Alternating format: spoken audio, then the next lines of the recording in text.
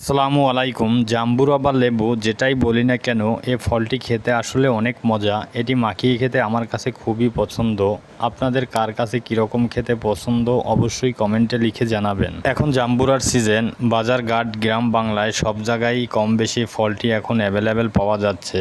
এই ফলটি অত্যন্ত পুষ্টিগুণে ভরপুর। জাম্বুরা বিভিন্ন জন বিভিন্ন রকম খেয়ে থাকে। কেউ শুকনো মরিচ, লবণ, সরিষার তেল দিয়ে মাখিয়ে খেতে অনেক বেশি পছন্দ করে, আবার কেউ কাঁচামরিচ, ধনেপাতা আর লবণ, সরিষার তেল দিয়ে মাখিয়ে খেতে খুব পছন্দ করে। আবার কেউ শুকনো লঙ্কার গুঁড়ো, লবণ, সরিষার তেল দিয়ে মাখিয়ে খেতে পছন্দ করে। যে যেভাবেই খাই না কেন, যেভাবে খাবো সেভাবেই এর পুষ্টির চাহিদা পূর্ণ হবে। তাই আমাদের সকলেরই কম বেশি দেশীয় এই ফরমালিন মুক্ত ফলটি খাওয়া উচিত।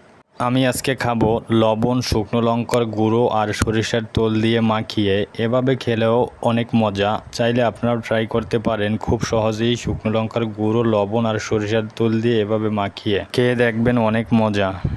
দেশীয় ফলে প্রচুর